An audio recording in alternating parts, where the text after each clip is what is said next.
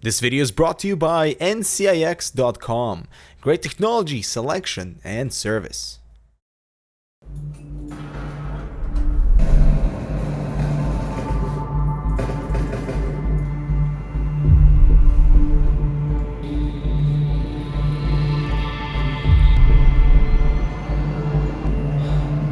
This is better, but if only we had something more immersive.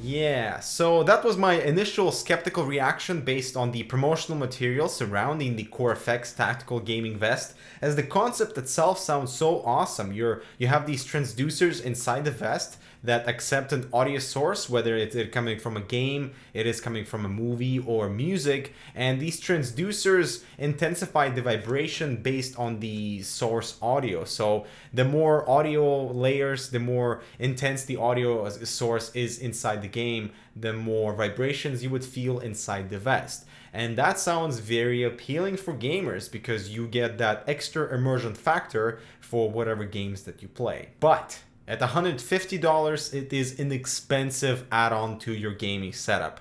This is one of those peripherals that should come last after you are totally happy with your mouse, your keyboard, and headphones, as I wouldn't consider this to be the core gaming peripheral per se. Now, the build quality is okay, nothing really stands out. There's some padding on the back of the vest and it's really lightweight, it's size adjustable. I would call it comfortable too, with plenty of room for your arms to maneuver. Design wise, it's a typical vest, resembles body armor in a way, with thicker portions at the front. The KOR-FX text is showcased at the front as well on these boxes that house all the electronics and the speakers, and similarly shaped battery compartments right above those. The Velcro portion in the front is designed to show an emblem of some sort, perhaps handy for gaming clans. And so the vest is wireless, that's a big plus for not needing to handle any cables, but it is powered by 4 AA batteries that are not included. I would expect for the price to have a ready-to-go product. The KOR-FX hub is pretty small, it is USB powered, but with a battery compartment available for 4 AA batteries if you want to use the vest on mobile devices on the go. There's a line in, and that's where you feed the KOR-FX with an audio source, whether from a game, from any movies that you're playing, or even music. So you can essentially connect this to anything that has a 3.5mm jack, and at the front there's the line out for speakers or headphones. The intensity of the line in is adjustable with this dial beside it, with small numbers on the wheel to indicate the intensity level, and the volume of line out is also adjustable. On the side is where you'll find on and off switch for the hub only, and the bind button to link the vest with the hub, and that goes solid green when the bind is complete.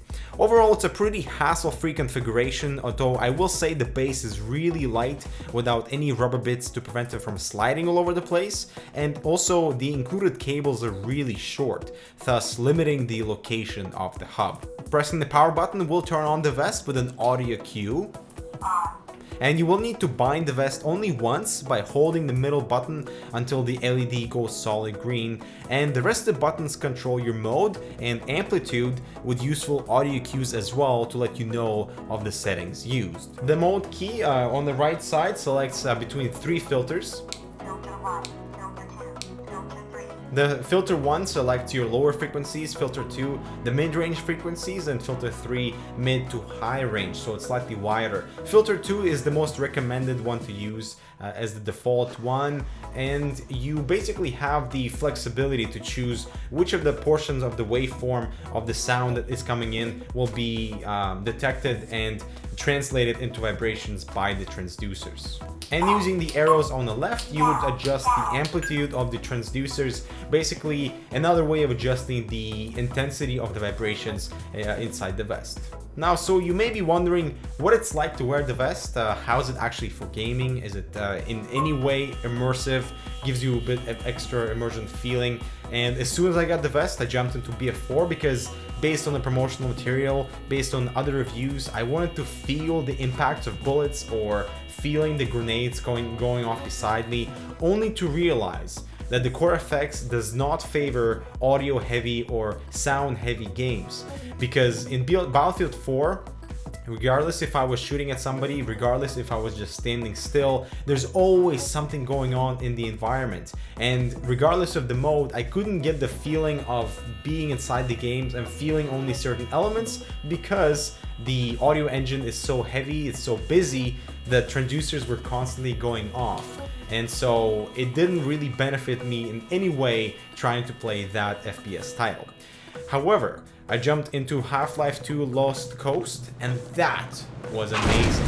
Just because the environment is a lot quieter, you still get a sense of being inside this atmosphere, and that's when it clicked. The KOR-FX is going to be an amazing addition for extra immersion for scary genres like Metro series, the Alien Isolation, or Interstellar Marines, where the low humming of the atmosphere, of the background, it resonates through the vest, so you don't particularly feel the gunshots, but you feel the environment that you're in.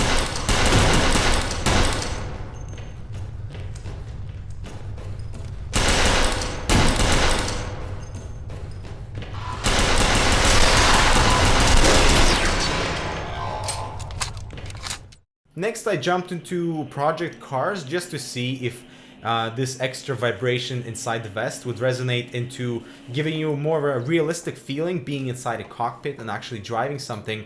And unfortunately to say, that wasn't the case, because the audio engine is great, it sounds amazing, but it's very busy. And because it's using a simple 3.5mm headphone jack to actually power to receive the source audio, it doesn't separate between each layer. So if there's speech, if there's gunshots, if there's a grenade going up next to you, if you're driving over certain different surfaces, it doesn't fully translate into giving you the same layered feeling. Even though you have different modes to select from, it's not as realistic as you would normally get with maybe digital audio and built-in driver and API to detect which of the layers they want to pass through the vest or, you know, to leave out for a more immersive experience. And while I was driving inside Project Cars, the vest was constantly going off. It gave me a little bit extra like feeling like I was inside a cockpit, but not as realistic, and so it felt more like a chest massage than being inside the game. Now, also the dual transducers are set up in stereo mode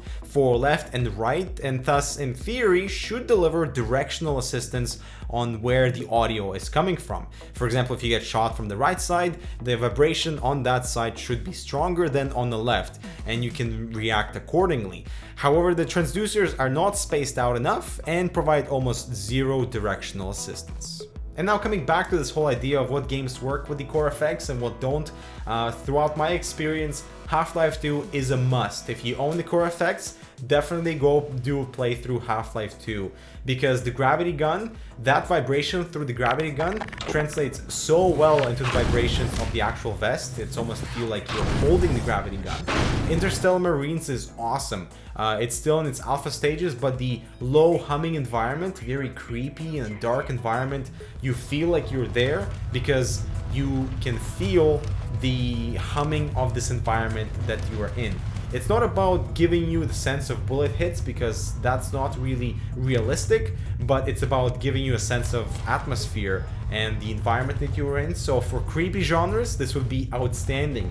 The entire Metro series is great with the vest. Alien Isolation, I don't need to say anymore, it's a very creepy game, but man, it works really well with the KOR-FX. However, it is an expensive peripheral, and I would say it still feels like in a prototype stage rather than a finished product. Now, don't get me wrong, I love the concept of this haptic feedback, but it needs to be expanded even further with additional transducers on the side and maybe on the back too, just so that you can feel if there's something coming around you or coming on the sides to actually give you a sense of directionality.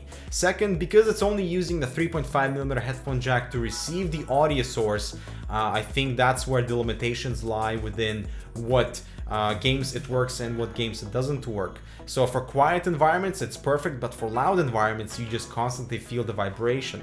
So my proposal, if this is at all possible, is to have a digital pass-through, maybe connected via USB into a sound dongle of some sort. That way the game engine maybe could layer the different audios and the vest could detect that, and you can have different modes for FPS titles, maybe for driving simulators, for all different settings that you could select based on the layers of the game, not based on the entire waveform through the sound engine. And for right now, I would like for KOR-FX to provide some recommendations for what mode and which amplitude and which sensitivity setting works for certain titles, because right now it's completely based on user feedback and user experience. And so once you get the vest, it's a little bit of a hassle to try it out, see what works, what doesn't. It would be nice to know that Battlefield 4 works on this setting, certain other games that are most common too, that works on this setting. However, right now that's not available. I would also like for KOR-FX to fix out the whole battery issue, because it's only using 4 AA batteries that die really quickly. I got through about 2 days of light gaming, so maybe some built-in rechargeables that you can just plug in the USB somewhere on the vest that would charge the vest, because once you run out of charge on these 4 batteries, you kind of have to scramble for more batteries, and that is a hassle. And lastly, there is no auto shutdown on the vest. You have to manually always to remember to turn it off. As otherwise it does consume battery, and you come back to it later thinking that let's do some KOR-FX gaming, and the vest doesn't have any power. So that would be an indication, maybe an LED somewhere that is visible but not distracting, to indicate you should power off the vest, or even an auto shutdown would be nice. And overall, I think the KOR-FX is a step into the right direction for extra immersive gaming, but it needs at least another revision for this to become a common gaming accessory. The form factor is great, and the fact that it's wireless and comfortable, but it needs a larger selection of audio presets, better battery integration, and the extra transducers for proper directional immersion. But for hardcore gamers, does this interest you in any way? And for $150, do you see value in this sort of part-time accessory? As always, leave your comments down below. Make sure to subscribe for more gaming reviews like this. Give us a like if you found this review helpful, and we'll see you in the next one.